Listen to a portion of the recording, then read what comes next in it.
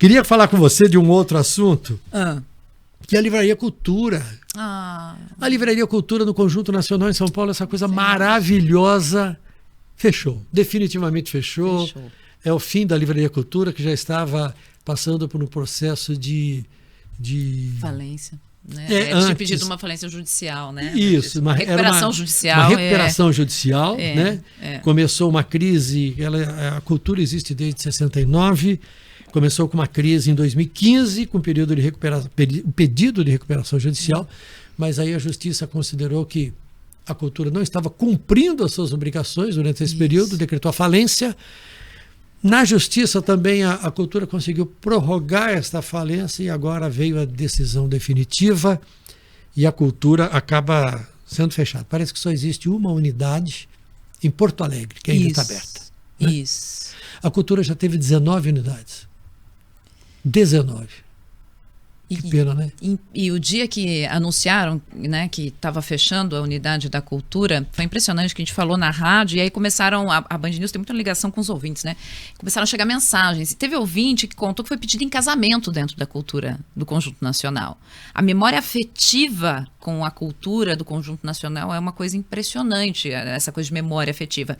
Eu, por exemplo, desenvolvi um ódio a uma concorrente da cultura, por causa da cultura. Porque o que acontecia? Quando eu ia comprar um livro na cultura, eu chegava lá e conversava com o concorrente em Porto Alegre, né? Ela abriu em Porto Alegre, aí eu conversava com o concorrente, é muito bonita também a de Porto Alegre, que é a única que tem ainda.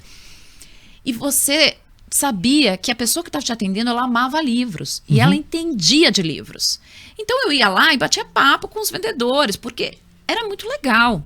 E eu ia na concorrente e eu tinha a impressão que a concorrente selecionava o vendedor por não gostar de livro. Porque o vendedor odiava, assim, era a última coisa que o vendedor queria era estar ali te vendendo um livro. E aí eu ficava assim, não vou naquela, não compro na outra, só compro na cultura. Mas a cultura, ela é vítima de uma crise que é estrutural, né? Que é meio a mesma crise que assola o jornalismo, assolou as livrarias, né? Que era a crise da gente estar em hábitos diferentes. As pessoas estavam parando. O brasileiro que nunca leu muito, estava lendo menos ainda, né? Na pandemia, ficou em casa, passou a consumir muito mais produtos, informação eletrônica, outras coisas, enfim. Eu acho que aqui, porque assim, se a gente tem, por exemplo, eu tenho um cunhado argentino, né? Você pega, é uma outra coisa, assim, né? A pessoa devora livro, né? Ama, não sei o quê. É um outro hábito. E é um país que está em muito mais crise que a gente, tem muito mais... Mas tem um outro hábito, tem uma classe média, eu acho que isso faz muita diferença. A Argentina, por mais que esteja numa crise econômica ainda pior que a nossa, mas existe ali uma classe média intelectual muito forte. Então, você vai conversar com pessoas da classe média baixa, classe média alta, todos são leitores, todos fazem análise, todos... Entende? Aqui não é essa a pegada da nossa classe média. Nunca foi essa a pegada da nossa classe média. Nunca foi uma pegada intelectual, né? Sim. É uma coisa até um certo... Tanto que foi por isso que colou a coisa, né? É um certo snobismo com conhecimento aqui. Estantes sendo esvaziadas na cultura. A cultura é uma livraria belíssima em São Paulo, as pessoas em todo o país. Certamente, quem não conheceu pessoalmente viu alguma informação, né?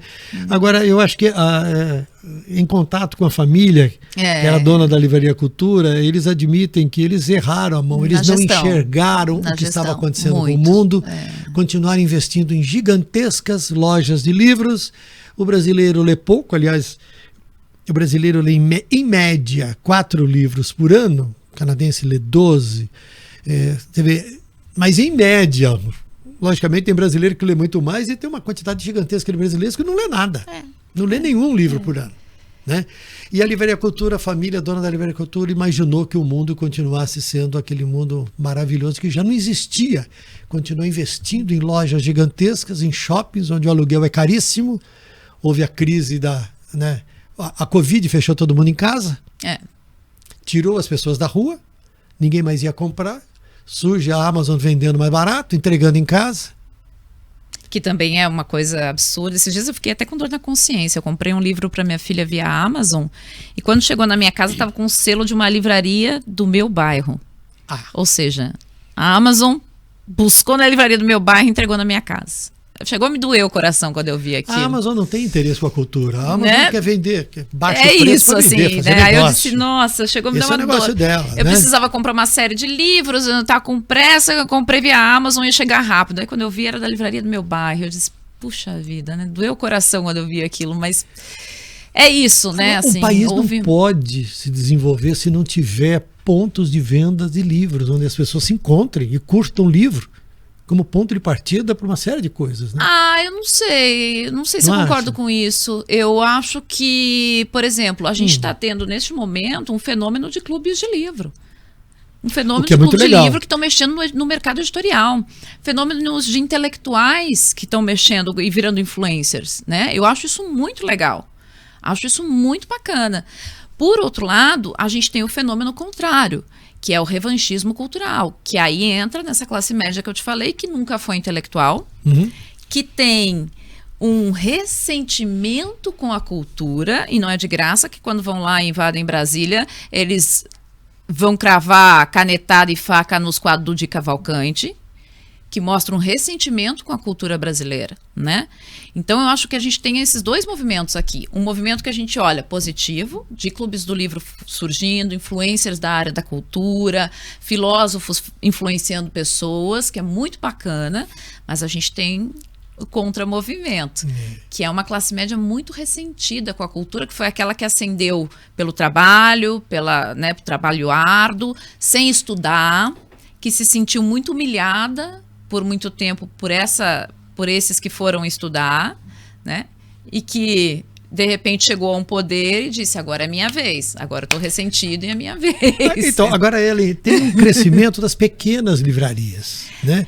Ou seja, nota-se que as mega livrarias, como tinha a Saraiva e a Cultura, não existirão mais, não sobreviverão. Isso não pega mais. Porque o custo é muito alto, é um gigantismo, uma coisa, né? Pequenas e nichadas, né? Você já viu, por exemplo? Tem uma livraria que é só de livraria de mulheres, autoras mulheres. Aqui em São Paulo. Aqui em São Paulo. São pequenas e são nichadas. Eu acho que talvez esse seja então, mas algumas gancho. Que são de fora estão chegando aqui exatamente nesse vácuo deixado pela Saraiva e pela Cultura. Então, a Travessa de Curitiba está abrindo, já tem loja aqui e vai abrir mais. Você tem uma outra que é a Leitura de Minas Gerais, que já tem 99 unidades em diferentes lugares e que está abrindo aqui, mas o dono fala o seguinte, o dinheiro é meu, eu não pego dinheiro em banco e loja que passa de um ano com prejuízo eu fecho. Então, acho que é isso, né? A Cultura pecou muito na gestão. Então você tem que fazer uma boa gestão do negócio, que é isso. Mas eu não sei se eu concordo contigo, assim, de que nós precisamos pessoalmente, do ponto físico. Eu pessoalmente amo essa ideia. E eu vivia na cultura final de semana, gosto dessa ideia.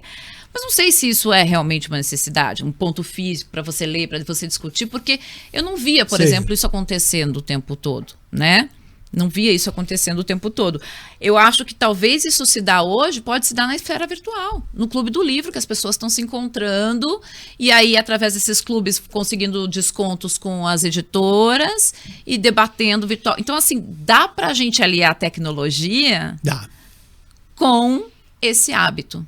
Eu acho que dá. É mais gostoso na livraria? Eu gosto muito. Eu acho que é mais gostoso com um cafezinho e vendo as pessoas e podendo olhar assim. Eu acho. Mas eu não quero ser saudosista com isso. Eu acho que dá para fazer as duas coisas. Na cidade do Porto tem uma livraria que se chama...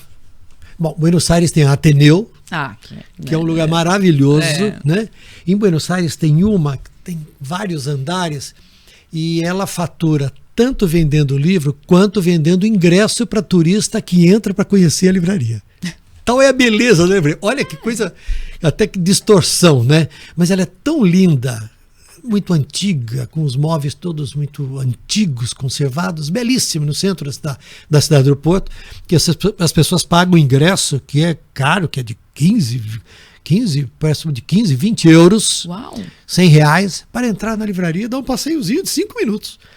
Fazer uma foto, né? Faz a selfie.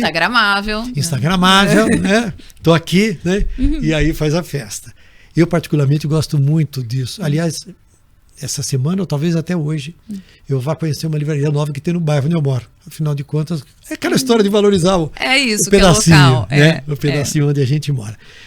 Eu queria falar com você de um outro assunto, que é assim, e audiolivro? Você acha que funciona? Tô entrando nessa vibe. Meu marido que me levou para essa vibe. Você acredita nisso? Eu fui um pouco resistente. Só que aí o que aconteceu? Eu fui obrigada a ir para academia. Não gosto, mas fui obrigada, né? E aí eu disse, o que eu vou fazer para conseguir ficar 1 hora na academia? Eu preciso fazer alguma coisa. Preciso aproveitar essa hora. Academia não é a faculdade onde academia de malhar, né, gente? Malhar. Malhação. Eu disse, eu preciso fazer alguma coisa para essa 1 hora ser um pouco menos insuportável para mim. Aí eu ouço muito podcast, né? Mas eu preciso muitas vezes a gente tem que fazer biografias de algumas pessoas para o trabalho e tal, né? E aí eu tinha que ler uma biografia do Biden, tinha que ler meio que às pressas e tal, para uma entrevista. E eu disse, nossa, eu tenho que ler, tem que estar meio às pressas. Sabe o que fazer? Aí meu marido disse, não, ouve aquela, baixa e ouve. Aí eu comecei a ouvir. E eu disse, olha o que eu posso fazer na academia. Aí é isso, estou ouvindo audiolivro na academia. Se você não gosta de malhar, uma dica, você não vai perder. Nossa, eu ganho 1 hora do meu dia estudando enquanto eu estou na academia, malhando. Tá vendo? E aí eu aderi ao audiolivro.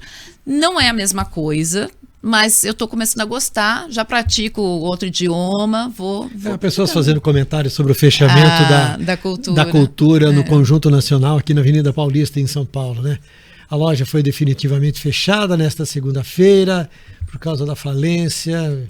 E aí ele publica fotos que ele chama de fotos mais tristes que você vai ver esse ano. Olha, que pena. Ai, que dor no coração. Estante vazia, né? Olha aí, que pena. E se a Livraria Cultura, se o grupo tinha dificuldades em pagar as dívidas, que segundo a Justiça hoje passam de R$1 bilhão, agora mais ainda porque não tem mais livro para comercializar aqui em São Paulo. Não tem o que fazer, né? Aí não tem o que fazer. Tem uma loja, né?